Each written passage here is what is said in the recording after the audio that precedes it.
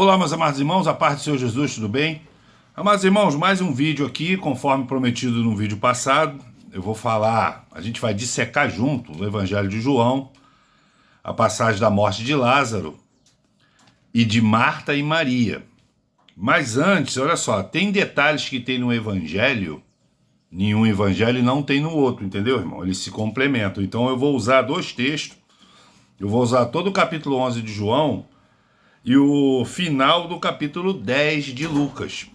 Que esse final do capítulo 10 de Lucas tem uma coisa que não tem no Evangelho de João, tá? E é importante para a conclusão da revelação desse vídeo. Sobre o que está acontecendo aí essa semana, negócio de política, irmão, todo mundo está vendo o que está acontecendo aí, né? Foi julgado presidente, foi colocado pessoas na rua para protestar. Como fala o Cazuza, irmão, eu vejo o futuro repetir o passado, eu vejo um museu de grandes novidades. Eu nunca gostei do Cazuza não, mas essa frase aí dele é bem adequada para os dias de hoje. Porque, meus amados irmãos, às vezes as pessoas me perguntam por que eu sou antissistema, o que é ser um antissistema? Ser um antissistema, basta você ter memória, tu tá me entendendo? E você estudar. Se vocês pararem para ver, um breve resumo aqui sobre o negócio das manifestações, né? Quando teve a campanha da reeleição da Dilma Rousseff disputando com Aécio Neves, olha como é que a memória é. Uma nota desapercebida que saiu na imprensa, que eu li, é que um emissário da Casa Branca, eu esqueci o nome dele, ele veio para acompanhar as eleições. Os Estados Unidos está sempre acompanhando eleições de outros países, né? E, pelo que me consta, esse homem já estava certo da vitória do Aécio Neves. Eu, por exemplo, eu votei na Aécio Neves, não porque eu gosto do Aécio Neves, é porque era contra a Dilma Rousseff, tá? Eu não gosto do PT, porque o PT já mostra que é um partido, além de ser incompetente, é um partido corrupto, né? Ele não está preocupado com o desenvolvimento do país, a não ser o desenvolvimento financeiro da sua própria cúpula, né? E os artistas que o seguem. Então, quando a Dilma ganhou, e teve denúncias aí que ela deu, não sei, acho que quase 1 bilhão aí para fraudar a urna, né? Contra o Aécio, tanto que o Aécio falou pra caramba na época. Esse homem, no aeroporto, voltando para os Estados Unidos, ele disse: vocês vão ver o que vai acontecer logo na semana seguinte. E realmente começou uma onda de protesto patrocinado pelo sistema e pela imprensa, que todo protesto tem uma pauta. O protesto de domingo foi o quê? Contra a PEC da bandidagem. Que meus amados irmãos, o negócio de PEC, o nome certo desse projeto aí, que na verdade ele já existia, é PEC da prerrogativa de função, tá? Qualquer pessoa normal seria contra essa PEC se a gente não tivesse no momento de excepcionalidade. Eu explico. Essa PEC, ela blinda parlamentares de ataques de Supremo, desengavetar o Supremo, porque é o seguinte, irmão, não tem santo, tá? Não tem santo no convento, todo mundo ali leva um dinheirinho para casa. Só que o que está acontecendo hoje é uma justiça seletiva. Você pode ver, igual o Augusto Nunes, jornalista, falou, que depois que o Lula ganhou, parece que o PT, ele falando com ironia, lógico, né? Parece que o PT se transformou, se converteu. Não tem mais ladrão na esquerda, não tem mais assassino, não tem mais corrupto, porque os processos é só contra a direita. Pelo contrário, os que foram condenados e presos pela Lava Jato, como o Sérgio Cabral, por exemplo, eles começaram a soltar e devolver o dinheiro. Então eles só estão prendendo o pessoal da direita. Por causa disso, tá? Quem tenta votar contra qualquer coisa para alterar esse quadro, o Supremo ameaça com um processozinho. Qualquer coisinha. O único que eu vi aí, irmão, vocês podem discordar, pode torcer o nariz, foi Bolsonaro, querido. Que se eles tivessem achado qualquer coisa contra o Bolsonaro, já era. O Bolsonaro, é o que eu te falei para você, aquilo tá é da essência dele em não fazer. entendeu? Nada errado. E se você não faz nada de errado, não tem como. Eles têm que ficar inventando crimes, inventando entrada de um suposto delator nos Estados Unidos, que está dando um problema gigantesco isso aí, tá? Inclusive o Alexandre de Moraes está respondendo por crimes em solo americano. E ele está sendo julgado à revelia, que ele não se manifestou, né? Ele pode ser preso, inclusive, por causa disso, por causa dos abusos que ele cometeu. Então, o que eu estou falando com isso? Então, eles pegaram essa pauta e transformaram. Você pode ver que a imprensa, o sistema transformou em PEC da bandidagem. Se o Supremo fosse um poder justo, que julgasse os dois lados, qualquer ser humano normal com ética seria contra essa PEC. Mas, por que eu sou a favor nesse caso? Porque o Supremo não vai ter poder de interferir sob ameaça na votação dos parlamentares. Aí pode sair projeto da anistia, pode sair projeto do voto impresso. Vocês estão me entendendo, meus amados irmãos? Cabe a nós, irmãos, ano que vem, principalmente no Senado, fazer a limpa. Parar de ficar vendendo voto, irmão. Porque eu tô vendo, teve gente que foi protestar aí que vende voto a R$200. Tu acha que um cara que compra voto, esse cara vai estar pensando no país? Tu acha que ele é um santo, que ele não vai roubar? Aí é muito fácil agora ficar protestando de maneira puritana, uma hipocrisia danada, irmão. Eu falei, cara, uma das coisas que mais irritou Jesus, a tecla que Jesus mais bateu foi da hipocrisia. É você falar uma coisa e fazer outra. Isso é em qualquer instância, de cima para baixo, você está me entendendo, irmão? Então, a pauta foi a PEC. Naquela como eu estava falando do emissário da Casa Branca, a PEC levantada para o sistema foi o aumento das passagens de ônibus. Muita gente aqui se lembra. E aquele clima foi esquentando, muita gente foi para a rua, era protesto, começaram a gritar, começaram a quebrar, e culminou naquela sessão do Congresso que todo mundo disseram sim ao impeachment de Dilma Rousseff. E quem assumiu com a presidente Dilma impeachmentada? Michel Temer. E Michel Temer o quê? A Dilma ganhou, entre aspas, de quem? Aécio Neves. As três figuras, né? Michel Temer, Aécio Neves e agora o Paulinho da Força, que estimulou e organizou junto com um patrocínio da Ford Foundation de Jorge Soros e outros, BlackRock e tudo, esses protestos. Olha só, as três figuras envolvidas diretamente. E o Temer assumiu sob os gritos de golpista. E agora ele está comandando um acordo que não vai dar certo, eu vou explicar depois. E um monte de manipulados foram para a rua. Meus amados irmãos, tu acha que um esquerdista tem uma bandeira do Brasil daquele tamanho dentro de casa? Da onde veio aquela bandeira, irmão? Quem organizou aquilo ali, irmão? Quem é que foi na prefeitura pedir as licenças para protesto? Quem é que armou o palco? Quem é que pagou essa gente, irmão? Esses cantores famosos aí. Protesto, bota uma coisa na cabeça de vocês, tá? Quem tá dando a dica aqui é o antissistema que pensa em cima da caixinha. Todo protesto que a mídia apoia é vinda do sistema e geralmente não é a favor do povo. Por quê? E um monte de gente tá falando aí, tá vendo aí? A esquerda botou gente na rua. Maravilha. Então, para com essa palhaçada contra o Jair Bolsonaro e deixa de disputar ali. Vocês não são a maioria? Que medo é esse de um velho moribundo, amordaçado, condenado injustamente, que não pode nem falar e tá usando tornozeleira eletrônica? Que medo é esse, irmão? Quem é que não quer Bolsonaro presidente, irmão? Parem para pensar, irmão. E agora, vocês estão vendo aí o que está acontecendo aí com a Argentina, que está sofrendo uma crise. A Casa Branca falou, não, eu vou ajudar vocês, irmão. O que está acontecendo é profético mesmo. Os Estados Unidos estão dispostos a ajudar quem pensa igual a eles.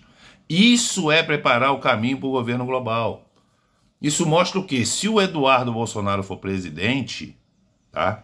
Como eu estou achando que ele vai ser, o Brasil vai ser ajudado de todas as formas possíveis, inclusive militarmente.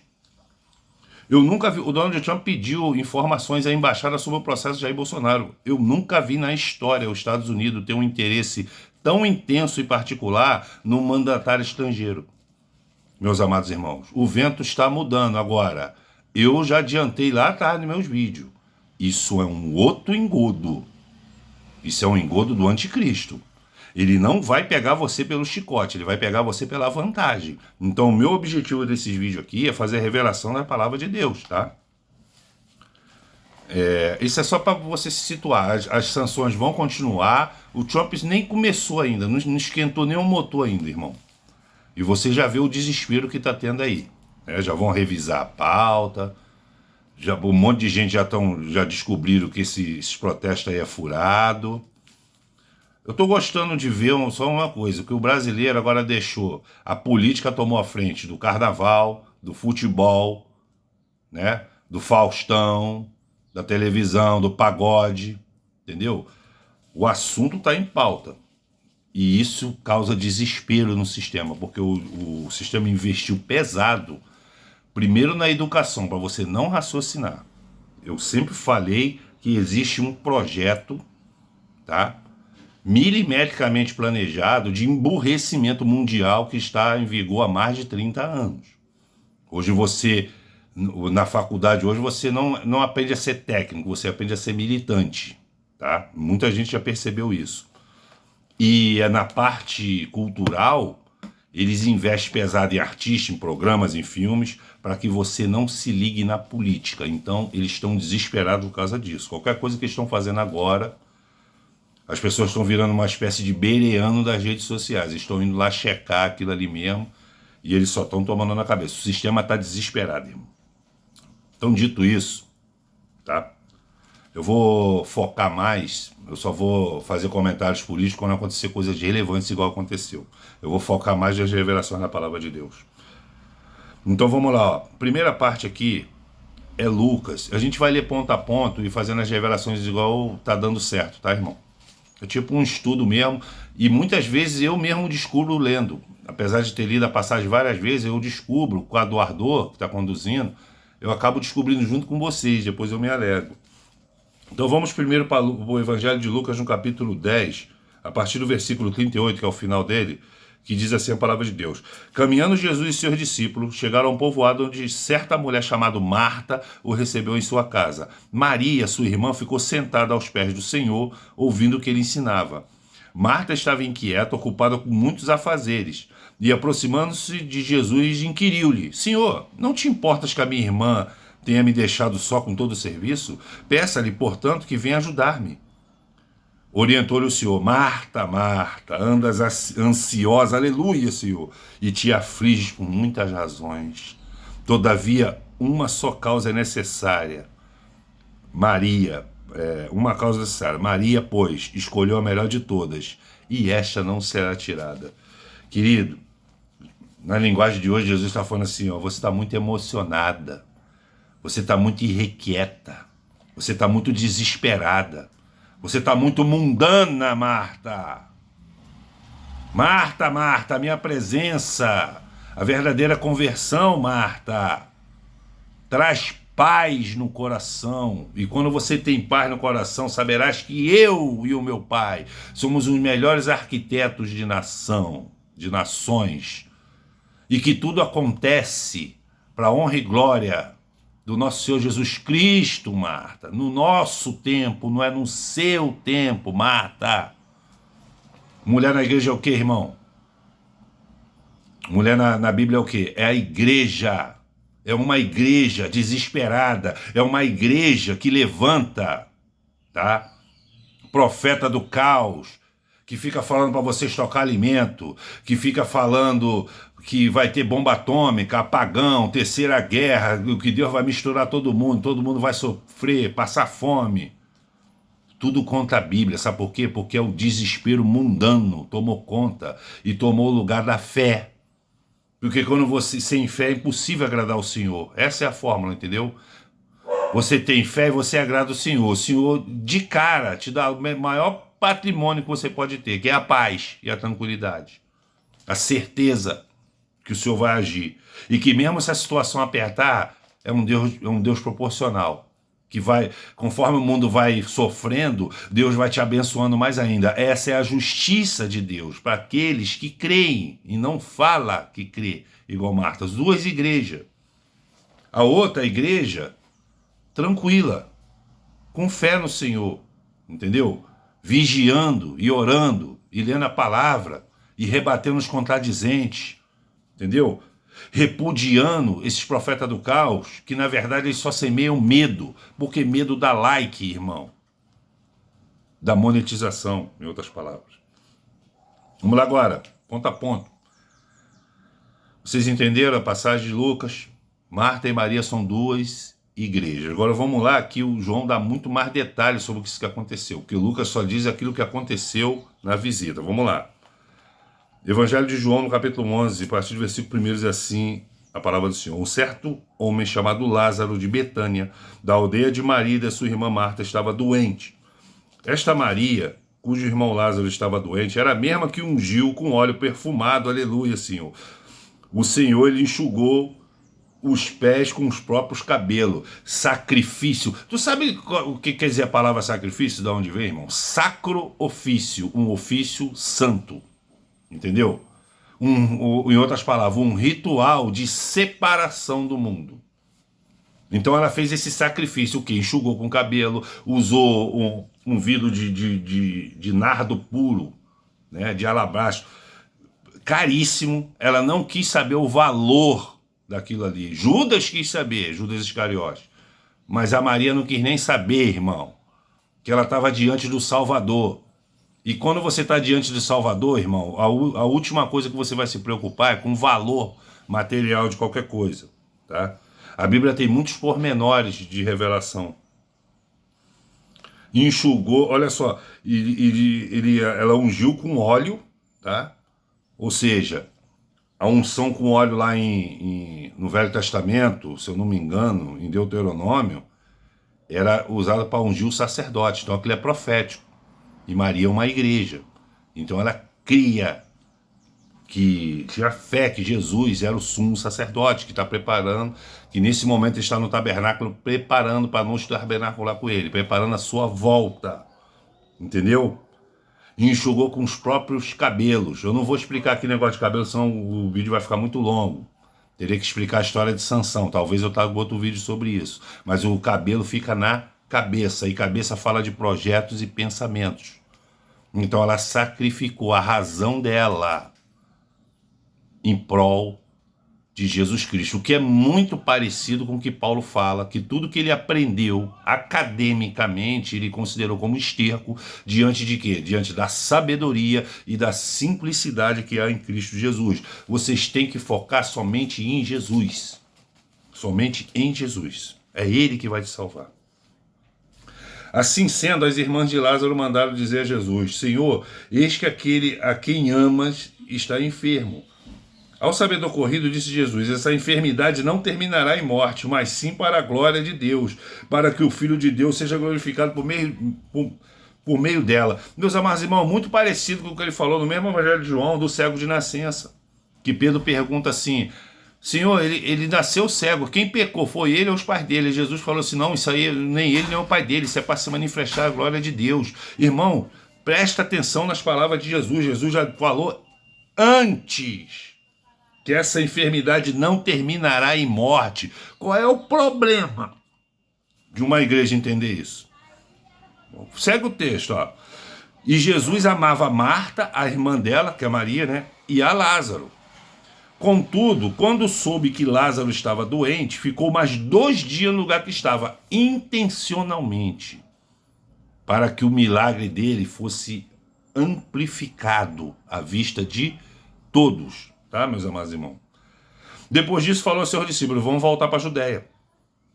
Aos que advertiram os discípulos: Rabi, há pouco os judeus tentaram nos apedrejar-te, e mesmo assim está indo para lá outra vez. Jesus lhe respondeu: não são 12 as horas do dia? Se alguém caminhar de dia, não tropeça, porque vê a luz desse mundo. Mas se caminhar de noite, tropeça, porque a luz não está nele. Mas, irmão, Jesus ele pega qualquer tipo de situação para mandar o ensinamento. Aquele que está na noite, irmão, aquele que está em trevas, ele só vive tropeçando. Tu tá me entendendo? Em Provérbios está dizendo que a vereda do justo é como a luz da aurora, vai brilhando mais e mais até ser noite perfeita, não é? Não, até ser dia perfeito.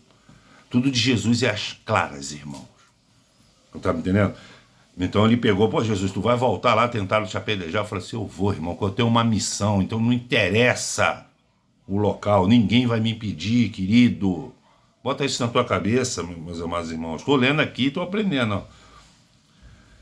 Tendo dito essas palavras, prosseguiu explicando, nosso amigo Lázaro dorme, mas eu vou lá, até lá para despertá-lo, aleluia, Senhor. Então seus discípulos disseram, Senhor, se ele está dormindo, vai ficar melhor. Os discípulos já acreditaram em Jesus. Entretanto, Jesus já havia lhe falado da morte de Lázaro. Mas os discípulos pensaram que Jesus estava se referindo apenas ao sono. Ao que Jesus lhe disse claramente, Lázaro morreu. E para o vosso bem estou alegre por não ter estado lá, para que agora possais crer. Sendo assim, vamos ter com ele. Eles estavam pensando que Lázaro estava dormindo, né? Mas Jesus falou, ele morreu. Aí o pessoal fala assim, ó, tá indo pro velório, né? Vamos lá, continua o texto, ó. Então Tomé, chamado Dídimo, disse aos seus companheiros discípulos, vamos também nós para morrermos com ele? Tomé, sempre Tomé, né? Conheço um monte de Tomé aí. Ao chegar, encontrou Lázaro já sepultado havia 4 dias. Ora, Betânia ficava próxima a Jerusalém, cerca de 15 estádios. E muitos dentre os judeus tinham vindo juntar-se ao grupo de mulheres que procuravam confortar Marta e Maria pela morte do irmão. Assim que Marta ouviu que Jesus estava a caminho, saiu ao seu encontro. Maria, no entanto, ficou sentada em casa. Meus irmãos, deixa eu falar uma coisa para você. Muita gente fica te confortando. Muita gente que fala assim, aceita essa doença. Aceita tomar esse remédio para a vida toda. É assim mesmo, Deus capacitou o médico. A doença não dá imposte. Meus irmãos, com Jesus é diferente, irmão, do que com judeus, irmãos. Os judeus aqui representam muita classe de crente, muita classe de igreja, de sinagoga, que aceita tudo, irmão. Por quê? Porque são nuvens carregadas pelo vento, irmão. Eles são técnicos mundanos. Eles são coach. Eles não têm experiência íntima com Jesus. Meus vídeos é para você ter uma experiência íntima com Jesus. O mesmo Jesus que curou, sabe? É o mesmo que está fazendo um milagre dia após dia na minha vida. E quanto mais eu agradeço a ele de coração, de maneira não mecânica, mais ele me abençoa. A ponto de eu ficar até assustado. Gostosamente assustado. Mas Jesus é assim, ele é exagerado em abençoar, irmão. Mas aí fica o povo, é assim mesmo, é assim mesmo. Aí por isso tu vê um monte de crente desistindo. Por isso que você vê um monte de gente, crente tomando vacina, um monte de gente, crente votando em quem não presta. Não tem Jesus, irmão. Aqui, ó. Ó, Marta foi logo lá a igreja afobada do final de Lucas 10.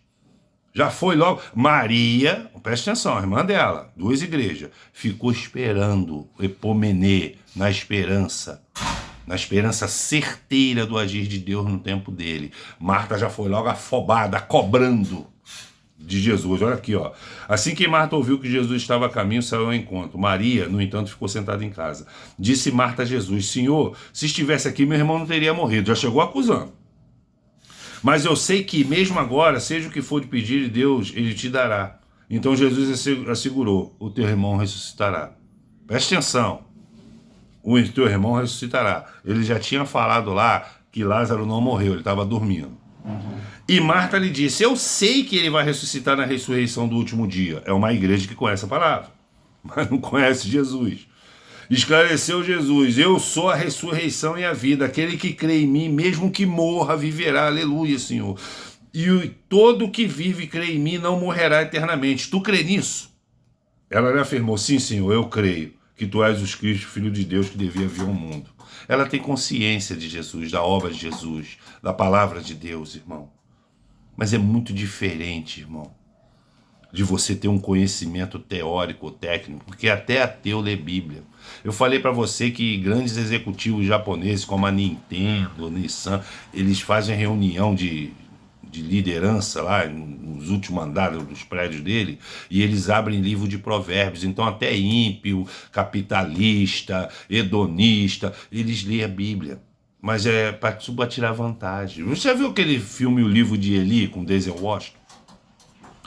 Aquele vilão do filme, ele estava o quê? Atrás de quê? Ele estava atrás da Bíblia. Mas para quê? Para salvação? Ele estava a Bíblia para dominar aquele povo ali pós-apocalíptico. Ele tinha ciência do poder da palavra, mas não estava usando primeiro nem para ele mesmo, ele estava usando para benefício de enriquecimento dele. Tem muitos pastores que fazem isso, irmão.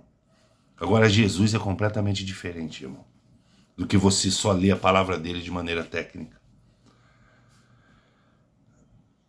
Ela afirmou, sim, Senhor, eu creio que tu és o Cristo, Filho de Deus, que devia vir ao mundo.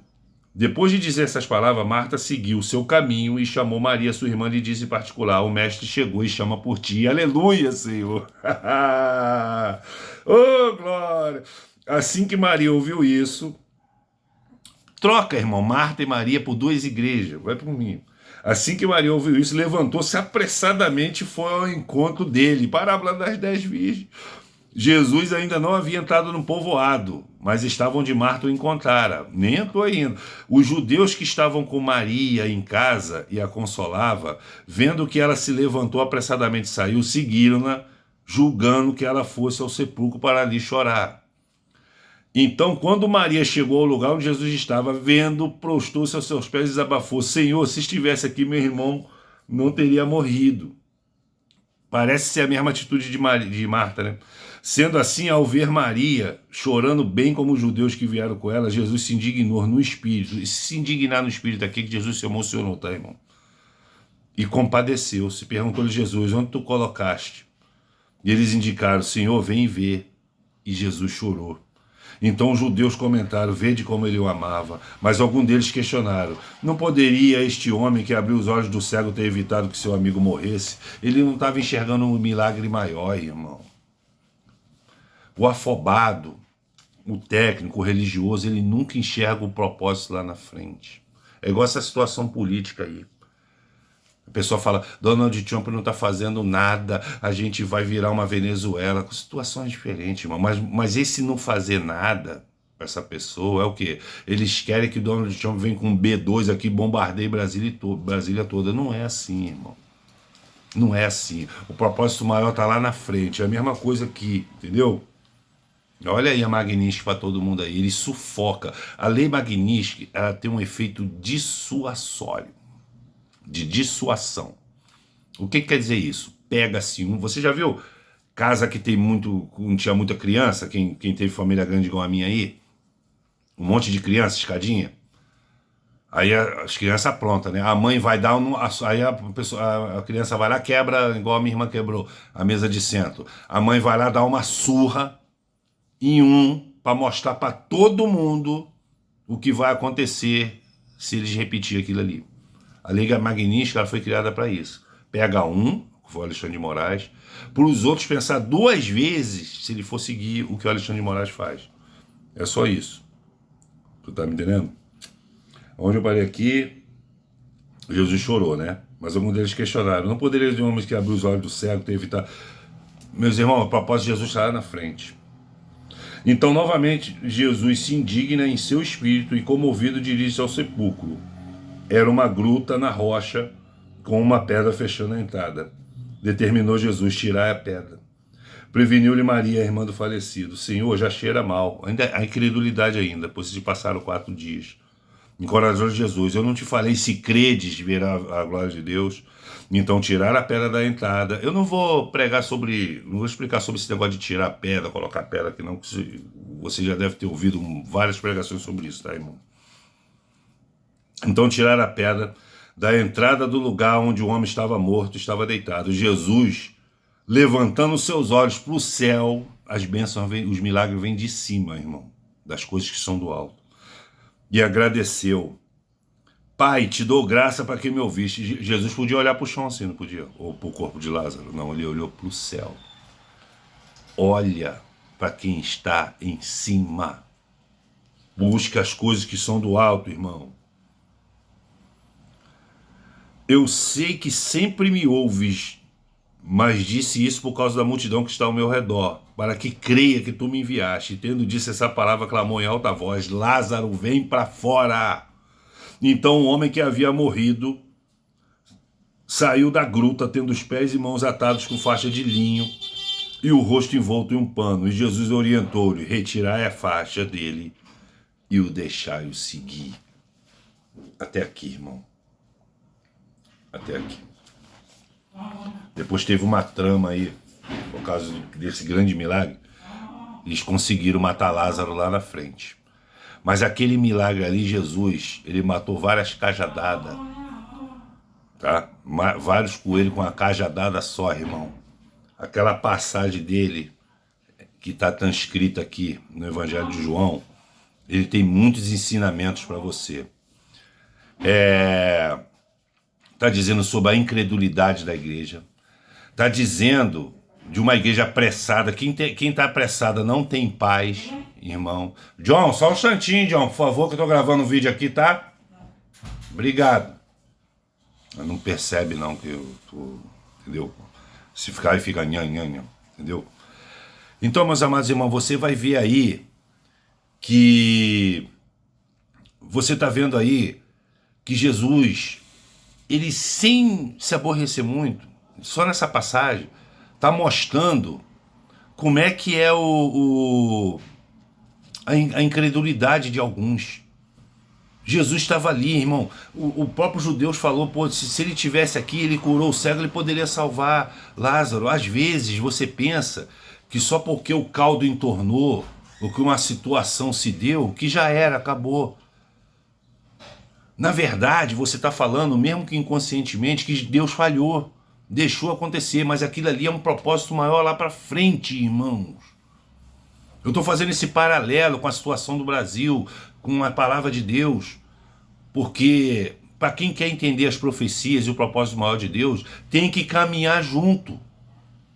Entendeu? Você tem que caminhar em conhecimento junto, você tem que ser um antissistema, porque você ser um antissistema é você se separar do mundo. E isso é critério de salvação, é o principal critério de salvação. Entendeu?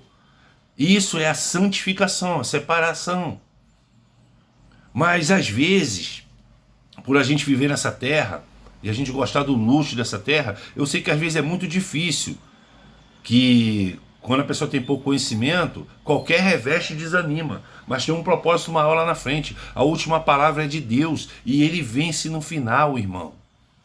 Então você está vendo duas igrejas, uma igreja desesperada, uma igreja confiando no próprio bolso, tá? Igual a igreja de Laodiceia, e você vê ali que Jesus ama tanto uma quanto outra, comprovando o que está escrito nas 7 cartas, as 7 cartas das igrejas da Ásia de Apocalipse 2 e 3, que Jesus está em todas elas, com conselhos.